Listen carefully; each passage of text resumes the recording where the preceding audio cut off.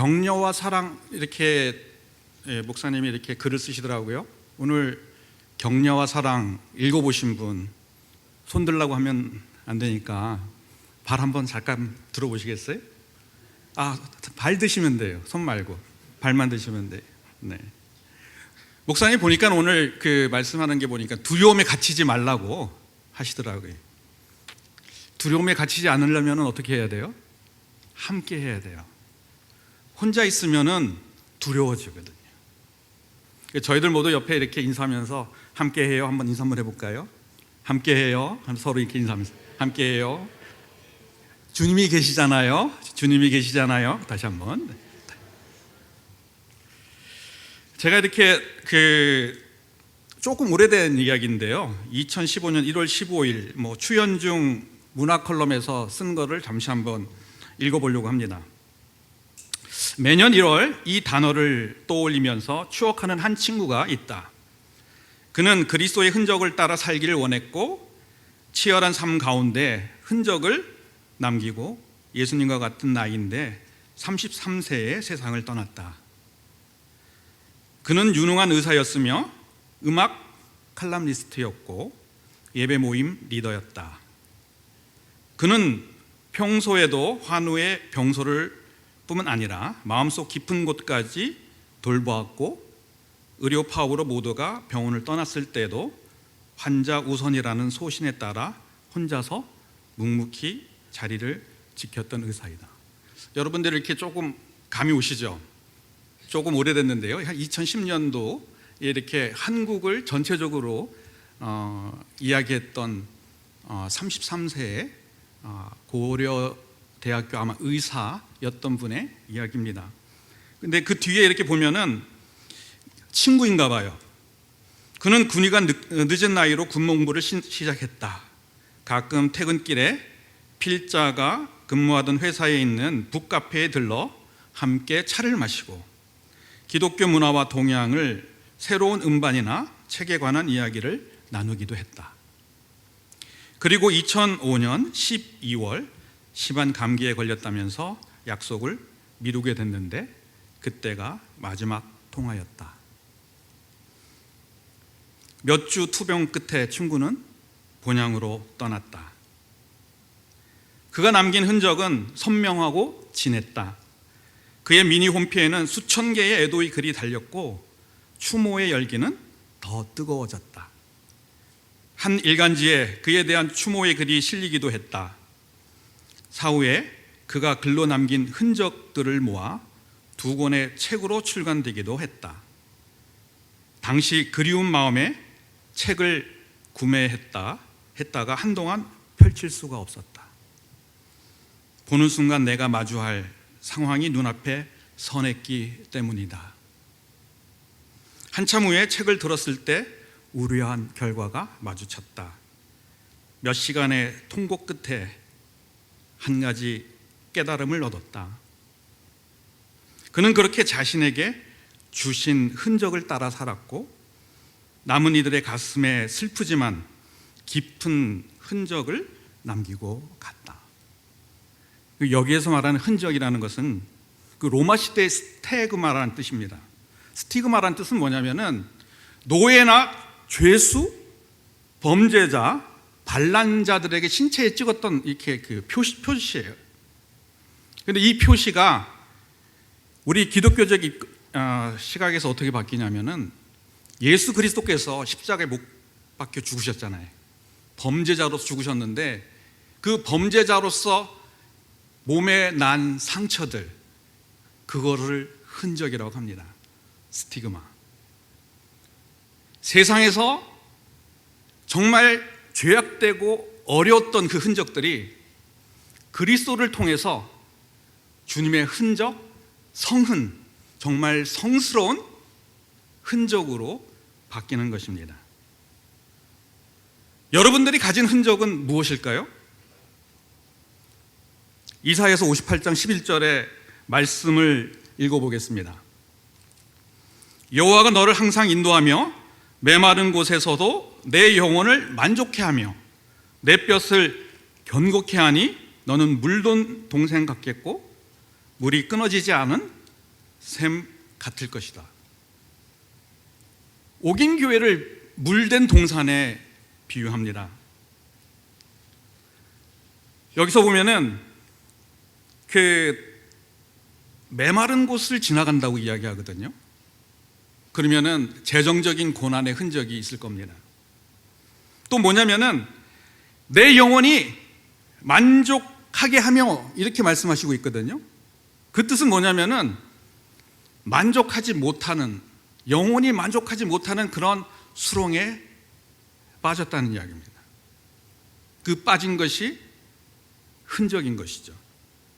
그리고 또 뭐냐면은 내 뼈를 견고케 하리니, 이야기하는 거 보면은 뼈가 약해지는 질병이나 아픔들을 통과했던 흔적들이 여러분들에게 있다는 뜻입니다. 말씀에서 물된 동산이 어떠한 흔적들을 가지고 있는지, 물된 동산의 옥인교회에, 특히 남성교회의 흔적이 무엇인지 말씀해 주고 있는 것입니다. 그런데 이 흔적이 예수 그리스도의 흔적, 스티그마, 성은이 되기 위해서는 오늘 본문에 베드로가 예수님께 하였던 그 고백이 저희들에게 있어야 하는 것입니다. 베드로에게는 아주 지우고 싶은 흔적이 있습니다. 어떤 흔적이에요? 예수님이 십자가에 죽으실 때 예수님을 배반했던 흔적, 그 흔적을 지금 이 베드로의 고백을 통해서 예수 그리스도의 흔적으로 바뀌는 모습들을 보고 있습니다. 지금 이 자리에 저희들이 가졌던 모든 흔적들이 예수 그리스도의 흔적으로 바뀌기를 소원합니다. 청지기의 고백으로, 저희들이 이 청지기의 고백을 통해서 우리들이 가졌던 모든 흔적들이 그리스도의 스티그마로 바뀌기를 소원합니다. 말씀의 제목을 가지고, 그래서 청지기의 고백이라는 말씀의 제목을 가지고 말씀을 나누려고 합니다. 21절, 15절 한번 다 같이 보겠습니다. 15절 보면은 요한의 아들 시몬아, 내가 이 사람보다 나를 사랑하느냐, 이렇게 예수님께서 질문하십니다. 이 질문의 의미가 잘 생각해야 돼요. 이 질문의 의미가 뭐죠? 베드로야, 너 이 다른 사람들, 이 모든 다른 사람들보다 나를 더 사랑하느냐라는 뜻은 뭐냐면은 네 인생에서 나를 가장 최고의 우선순위의 가치로 둘 수 있니? 라고 하는 질문입니다. 여러분들이 인생의 최고의 가치가 뭡니까? 어떤 분들은요, 정말 열심히 지금 돈을 벌려고 살고 있는 분들도 계세요. 돈이 최고의 가치예요. 어떤 분들은 권력을 위해서 정말 열심히 달리고 정치를 합니다. 권력이 인생의 최고의 가치입니다. 근데 주님이 지금 이 시간에 물어보는데, 여러분들의 삶의 최고의 가치는 무엇이냐? 너의 인생의 가치를, 나를 최고의 가치로 두고 나를 바라보고 살고 있니? 네가 좋아하는 모든 것들 다 포기하고 나를 바라보고 살 수 있니? 네가 사랑하는 가족들, 네가 사랑하는 친척들, 부모, 자녀들 보다 나를 더 사랑할 수 있니? 라는 질문입니다. 베드로는 이 질문에 어떻게 대답을 했습니까? 주님, 그러합니다. 내가 주님을 사랑하는 줄 주님께서 아십니다. 대답이 좀 이상하죠? 네, 제가 주님을 사랑합니다 라고 대답을 하지 않았어요. 베드로의 성격은 뭐냐면요, 먼저 말을 하는 사람이, 먼저 행동에 옮기는 사람이. 근데 지금 이 대답에서 이야기를 하는데 뭐냐면은 내가 사랑하는 거를 주님이 아십니다. 예전 같으면 베드로가 어떻게 했어요? 제가 주님 정말로 사랑합니다. 모든 인생의 우선 가치를 예수님으로 둘 수 있습니다라고 고백했을 거예요. 그런데 말이 주어가 바뀌었어요. 주어가 바뀌었다는 것은 인생 전체가 바뀌었다는 의미입니다. 내가 하나님을 섬깁니다 라 하고 하나님이 나를 하나님을 섬기게 합니다 라는 것은 다릅니다. 내가 하나님을 섬긴다고 하는 행동의 주체는 나입니다. 하나님께서 나를 통하여 하나님을 섬기게 합니다 라는 뜻은 뭐냐면 그 주체는 하나님이고 행동은 누가예요? 저입니다. 이끌어 가시는 분이 누구냐? 이 주어가 바뀜으로써 베드로는 지금까지 베드로가 자기 인생을 살았던 인생에서 전환을 해서 주님께서 나의 인생의 주인이십니다라는 고백입니다. 이 말은 뭐냐면은 내 힘으로 더 이상 안 살겠습니다. 나는 주님의 힘으로 살겠습니다라는 고백입니다. 어떻게 하면은 저희들이 주님의 힘으로 삽니까? 아니면 거꾸로 뭐냐면은 저희들이 저희의 힘, 내 힘으로 사는 것을 어떻게 합니까? 여러분의 운전대를 누가 잡고 인생의 운전대를 누가 지금 운전하고 있는지, 내 인생을 지금 누가 결정하고 있는지 그거를 돌이켜보면은 여러분들의 인생의 지금 가치가 나인지 예수님인지 알 수 있습니다. 하나님의 인도에 따라가면은 하나님께서 저의 인생을 책임지십니다. 그런데 하나님이 운전대를 잡으시잖아요. 그럼 여러분들은요 수동적인 삶을 살게 됩니다. 하나님의 인도를 기다려야 됩니다. 하나님께서 먼저 하실 때까지 인내해야 합니다. 그러니까 때로는요 세상 사람들이 저는 주체적인 사람이 아니에요, 수동적인 사람이에요, 이 바보같이 자기가 결정도 못하고 다른 사람의 결정에 따르는 것 같이 보이기도 합니다. 때로는 뭐냐면은 너 뭐 이렇게 참어? 왜 기다려? 라는 이야기를 들으면서 그렇게 바보 같은 인생 살지 마 라는 질책도 듣기도 합니다. 이런 비난도 듣기도 하는 것입니다. 능력 없이 보일 때 있습니다. 정말 내가 어떠한 일을 할 수 있는 결정권이 없는 것 같이 아주 나약한 사람처럼 보입니다. 그럴 때 주님께서 저의 인생 운전을 하고 계신 것입니다. 베드로에게 예수님께서 질문했던 것처럼 같이 지금 똑같이 여러분들에게 질문하고 계십니다. 여러분의 인생은 지금 누가 운전하고 계세요? 누가 운전하고 계십니까? 청지기의 두 번째 고백은 무엇입니까? 요한복음 21장 16절입니다. 16절의 말씀에 요한의 아들 시몬아 내가 나를 사랑하느냐? 라고 물으십니다. 첫 번째 질문하고 두 번째 질문이 다르죠? 첫 번째 질문은 다른 사람들보다 나를 사랑하느냐? 두 번째 질문은 네가 나를 사랑하느냐? 라고 물어보는 것입니다. 나를 사랑하는데 베드로 너 방식대로 나를 사랑하냐? 아니면 하나님의 방식, 예수님의 방식대로 나를 사랑하는지에 대한 질문입니다.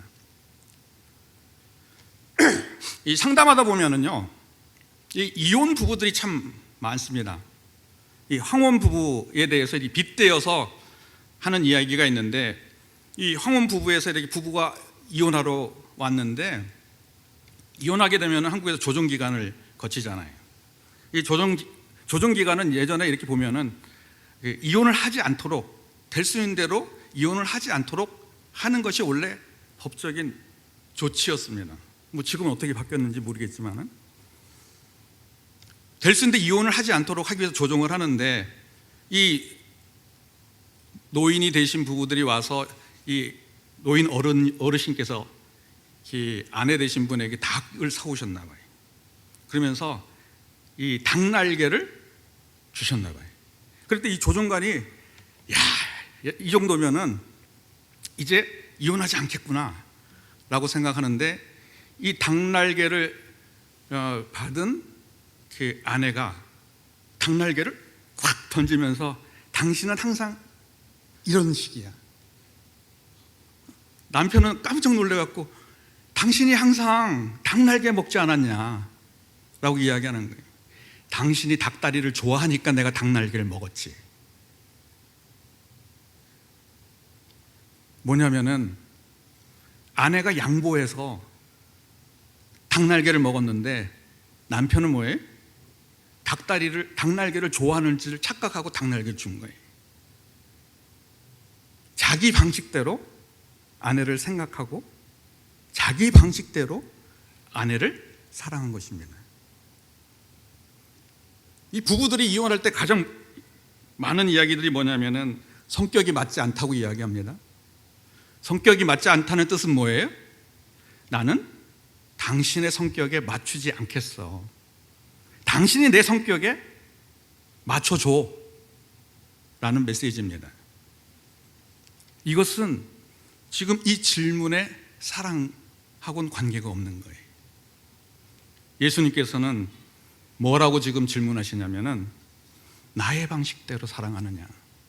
네 방식이 아니고, 베드로 너 방식대로 나를 사랑하는 것이 아니라 나의 예수님의 방식대로 나를 사랑하냐? 라고 질문합니다. 그럼 어떻게 저희들이 예수님의 방식대로 사랑할 수 있어요? 이 예수님의 방식대로 사랑해야 되려면은 방법이 하나 있는데, 자기 포기가 되어야 돼요. 십자가를 통과해야 됩니다. 십자가를 통과하지 않으면 자기 포기를 할 수 없어요. 이 십자가를 죄송합니다. 통과해야 하나님의 방식, 예수님의 방식대로 사랑하게 됩니다. 이 자기가 포기되면은 이 자아가 죽었다는 뜻입니다. 이 자아가 죽었다는 뜻은 뭐냐면요, 상대방이 나에게 비난을 해도 반응하지 않아요. 상대방이 나를 욕해도 거기에 대한 반응이 없어요. 뭐냐면 죽었기 때문에. 죽은 것은 반응이 없는 것이에요. 내가 상대방의 어떤 비난도 반응하지 않기 때문에 자기 포기가 되고, 그리고 조롱에도 반응하지 않습니다. 이때 우리가 예수님의 방식대로 사랑할 수 있는 것입니다. 예수님께서 제자들에게 마가복음 16장 24절에 이렇게 말씀하십니다. 누구든지 나를 따라오려면 자기를 부인하고 자기 십자가를 지고 나를 따라야 한다. 자기 포기하면요, 자기 욕심대로 살지 않아요. 육신의 욕심대로 따라 살지 않는다는 것이 자기 포기한다는 뜻입니다. 이 소리는 뭐냐면요, 요즘 이 감정에 아주 민감한 시대이기 때문에 이야기하는, 감정에 휘둘리지 않는다는 뜻이에요. 자기가 포기가 됐기 때문에 이 감정이 나를 더 이상 통제하거나 지배할 수 없습니다. 그럼 누가 지배해요? 성령에 따라 살게 되는 거예요. 내가 죽었고 자기가 포기했기 때문에 그 포기된 장소에 성령께서 임하시고 성령께서 저희를 인도하시기 때문에, 성령이 저희들의 마음에 충만하기 때문에 우리가 나의 방식대로 예수님을 사랑하는 것이 아니라 예수님의 방식대로 예수님을 사랑할 수 있습니다. 십자가를 지난다는 것은요, 이 고난을 통과한다는 뜻을 이야기합니다. 이 고난을 지나야 자기 포기가 되는 것입니다. 자기 한계를 알게 되고요, 고난을 지나면은 자기 능력이 너무 연약한 것을 절실하게 깨닫게 되고 자기의 모든 자신, 자기가 할 수 있는 힘, 내가 이거 도저히 할 수 없다라는 마지막 한계, 절규와 부르짐, 극한 상황까지 있어야 인간은 자기의 모든 것을 버리게 됩니다. 그때 자기 포기하게 되고 예수님을 진정으로 찾게 되고 예수님을 사랑하게 됩니다. 왜냐하면요, 사망의 음침한 골짜기에서 예수님께서 저희들을 건지시고 그 생명의 빛을 얻었기 때문입니다. 바울도 마찬가지입니다. 바울도 육체의 가시가 있었습니다. 뭐 안질이기도 하고 라고 이야기하는데 이것을 없애려고요 3번씩 기도했다고요. 근데 3번씩 기도했는데 하나님께서 응답하시는 것은 내 은혜가 족하다. 내가 약한 데서 온전해집니다. 바울은 자신이 연약한 가운데서 온전하게 하나님을 받아들일 수 있었습니다. 지금까지 안질 육체의 가시가 나를 괴롭혔던 그 연약한 부분들이 온전히 자기를 포기하였더니 하나님의 능력이 역사하시고 그것이 더 이상 나의 약점이 아니고 바울의 약점이 아니라 바울을 더 온전하게 이끌었다고 성경은 말하고 있습니다. 여러분들께 예수님께서 똑같이 질문합니다. 너희는 고난 중에도 나의 능력을 신뢰하고 있니? 나를 정말로 믿고 의지하고 있니? 하나님은요, 어제나 오늘이나 내일이나 동일하다고 이야기합니다. 이 신뢰라는 뜻은요, 바뀌지 않는다는 거예요. 변함이 없다는 뜻입니다. 그 예수님을 지금도 신뢰하고 있니? 이렇게 질문하고 있는 것입니다. 청지기의 3번째 고백, 요한복음 21장 17절 말씀입니다. 예수님이 뭐라고 말씀하시냐면 내가 나를 사랑하느냐. 이 보면은 2번째 질문과 3번째 질문이 별로 이렇게 차이가 없는 것 같이 보여요. 근데 1번째, 2번째 예수님께서 질문했던 사랑은요, 아가파오라는 뜻입니다. 정말 하나님의 헌신적인 사랑, 그리고 신적인 사랑, 숭고한 사랑, 절대적인 희생, 그런 사랑을 이야기합니다. 기대하지 않는 것, 상대에게 얻을 것을 기대하지 않고 주는 사랑. 근데 이 3번째 질문의 사랑은 필로의 사랑입니다. 이 필로의 사랑은 친구의 사랑, 조건적인 사랑이에요. 인간적인 사랑, 어떤 때로는 뭐 친근하고 또 따뜻한 그런 사랑입니다. 이런 3번째 질문에서 사랑이란 단어를 예수님께서 왜 바꿔서 물어보셨을까요? 왜 아가페의 사랑을 하라고 묻지 않고 필레오의 사랑을 하냐고 물어봤을까요? 베드로가요, 지금까지 계속 사랑합니다, 사랑합니다라고 대답했을 때 필로의 사랑을 이야기했기 때문입니다. 그럼 너 지금까지 대답하는데 계속 필로의 사랑으로 이야기하는데 네가 말한 그 필로의 사랑, 그 사랑을 나에게 할 수 있니? 라고 물어보는 것입니다. 그랬더니 1번째하고 2번째하고 지금 베드로가 다른 부분이 있어요. 심히 근심하였다고 이야기합니다. 왜 근심했을까요? 베드로가 자신을 돌아보니까는요, 예수님께서 뭐라고 그랬어요? 십자가에 돌아가기 전에 너는 나를 3번씩이나 부인할 거야. 3번씩. 저는 절대 부인하지 않고 죽음까지 따라갈 것입니다 이야기했는데 베드로가 어땠어요?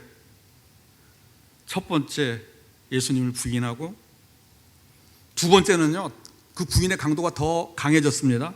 맹세하고 부인했어요. 세 번째는 뭐냐면은 저주하고 맹세하고 부인했다고 이야기합니다. 부인의 강도가 점점 더 높아졌어요.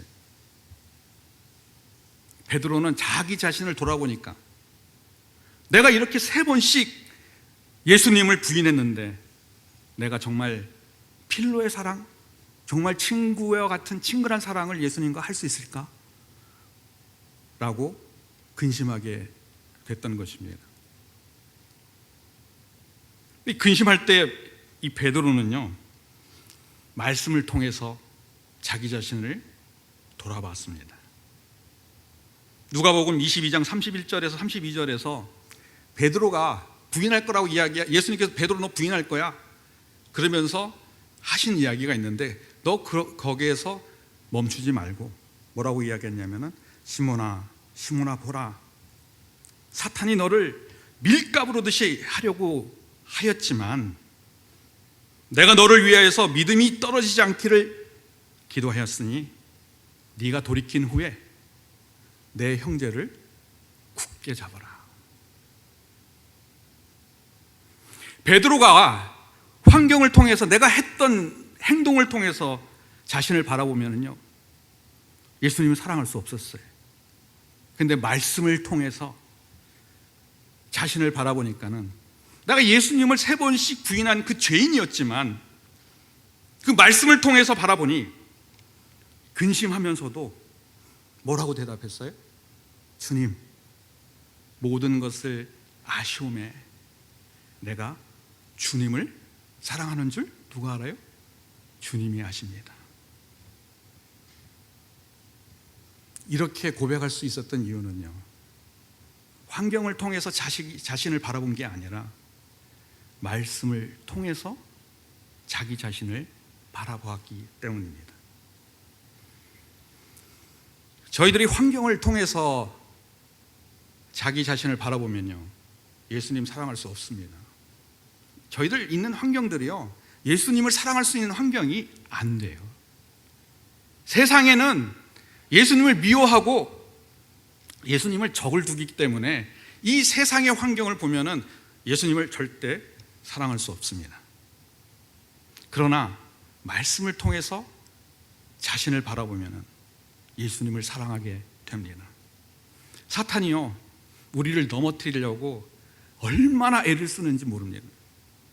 정말 길을 쓰고 달려들고 정말 우리를 넘어뜨리려고 얼마나 총공격을 하는지 모릅니다.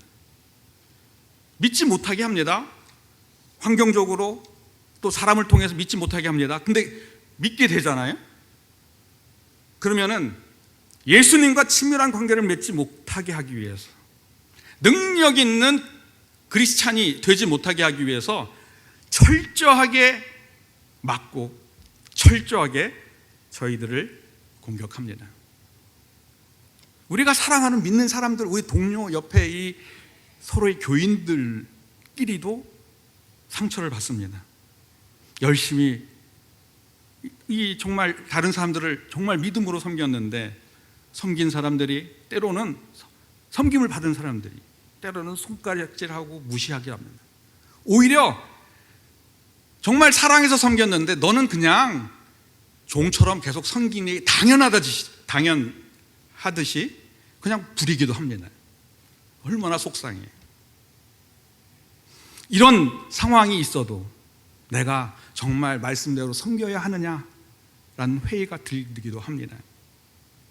때론 환경을 통해서 예수님께 다가가지 못하게 합니다.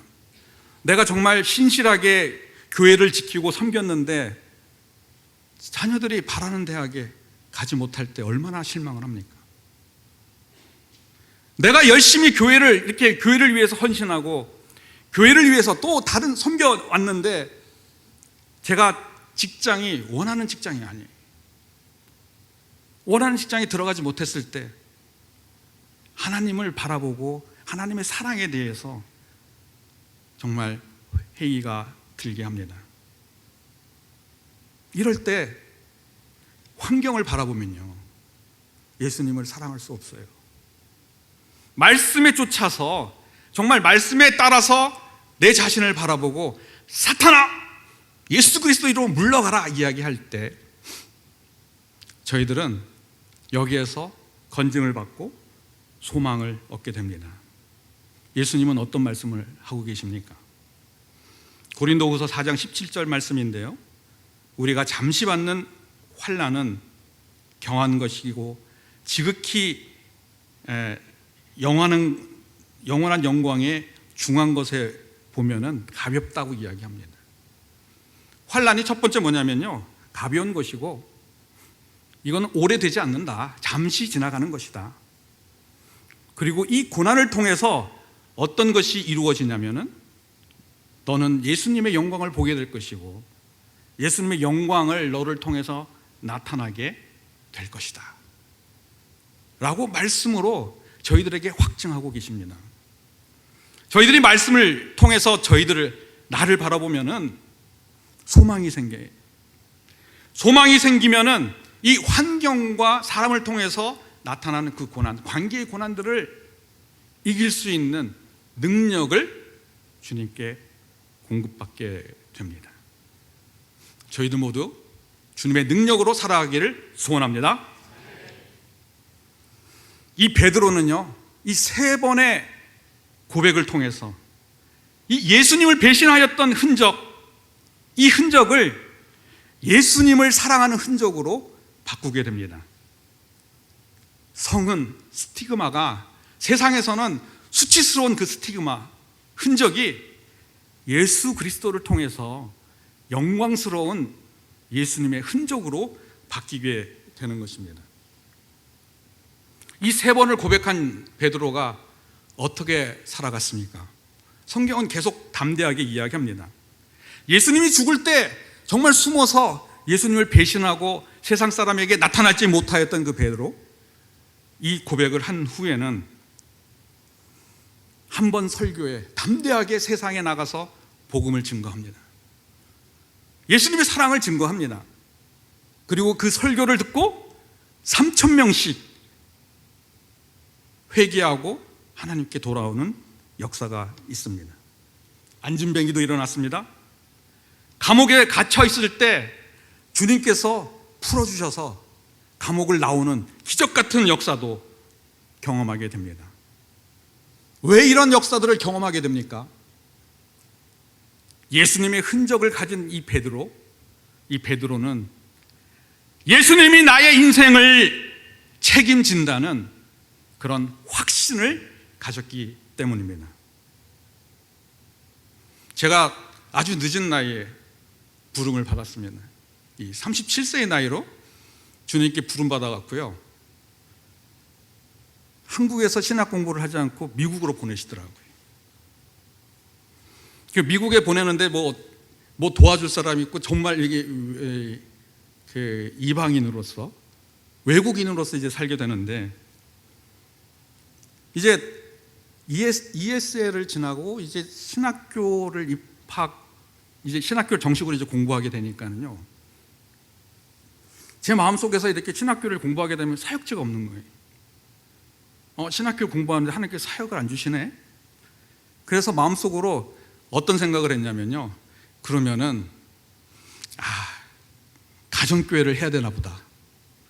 그리고 이 학교에서 그때 이제 중국에 대해서 이렇게 선교의 열풍이 있어서 중국에 대해서 내가 선교를 해야 되겠다, 그런 생각을 하고, 그러니까는 선교학교에서 중국 사람들을 집에 데리고 와서 같이 지내서 그 중국 사람들을 중국에 보내면 되겠다, 이런 생각을 했고요.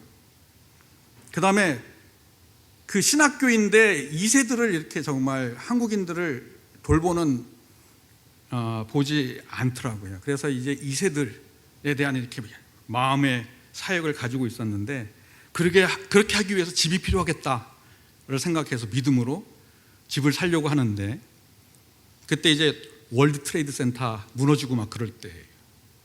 제가 경제를 조금 아는데 그 당시 집을 사면요, 폭망한다, 망한다, 집 사는 집이 다 떨어질 거고 그 집 사면은 손해 본다. 그래도 그냥 믿음으로 집을 샀습니다. 근데 집을 샀는데요, 사역지가 하나님께서 열어주셔서 사역을 하게 됐고요. 그 다음에 그 집을 통해서 중국 자매를 같이 생활해서 중국에 이제 보내게 됐고, 그 다음에 이제 2세들 유학원 학생들하고 같이 이제 그 교제 장소를 계속 하게 됐는데, 또 기도하다 보니까 이제 신학교가 거의 끝날 쯤 되니까는 기도하는데 집을 팔아라, 그런 마음을 주시더라고요. 한국에 보내주시는가 보다, 그런 생각해갖고 집을 팔았는데 그 당시 집값이요, 제가 산 거에 2배가 됐습니다. 제가 그거를 끝나고 나서 뭐냐면은, 주님께서 내가 주님을 위해서 헌신하고 주님만 바라보니까 인생을 책임지시는구나, 하나님께서는 이렇게 책임지시는구나. 제가 열심히 사회에서 일을 했는데요, 그만큼 단기간에 그렇게 순이익으로 남긴 적이 없어요. 그리고 미국은요, 집값이 오르지 않습니다. 여러분들 이야기하지만은요, 이 경제에 대해서 아는 분은 있지만은 미국은요, 그 전에 60년 70년 동안 집값이 오른 적이 없어요. 다른 분들은요, 저 따라 집 샀다가 나중에 어떻게 됐어요? 리먼 브러더스 사태 일어나 갖고요, 다 망했어요. 제가 주님을 바라보고 하나님의 사역을 바라보고 하나님의 뜻만 쫓아가겠다고 하니까는 주님께서 저희들 인생, 제 인생을 책임지시더라고요. 이 베드로는요, 이렇게 청지기의 고백을 한 베드로는, 이 베드로 전서에, 나중에 베드로 전서 뭐라고 이야기하냐면요, 각각 은사 받은 대로 하나님의 여러 가지 은혜를 받은 선한 청지기 같이 서로를 봉사하라. 선한 청지기 같이. 은혜 맡은 선한 청지기로 서로 봉사하려면요, 하나님의 능력, 하나님이 나를 책임주시는 것을 경험해야 됩니다. 메마른 땅을 지나갈 때 예수님께서 채워주시는 그런 인생의 풍성한 경험, 내가 육신이 병들고 약해져도 주님의 능력으로 다시 소생하는 그러한 기쁨, 내가 영적으로 갈망해서 정말 영적으로 정말 하나님을 갈망하고 정말 하나님을 찾을 수 없을 때 예수님을 향해서 부르짖었는데 끊임없는 생명수를 공급받는 경험이 있어야 합니다. 그 경험이 뭐예요? 옥인교회의 물된 동산이에요. 여러분들의 흔적들이 예수님의 흔적으로 바뀌기를 축원합니다. 그럼 지금 바뀌고 있어요. 이 옥인교회 남전도회에서 주시는 말씀이 뭘까? 라는 것을 한번 생각했습니다. 로마서 15장 13절 한번 다 같이 함께 읽겠습니다. 로마서 찾아봐서. 아이고. 15장 13절입니다.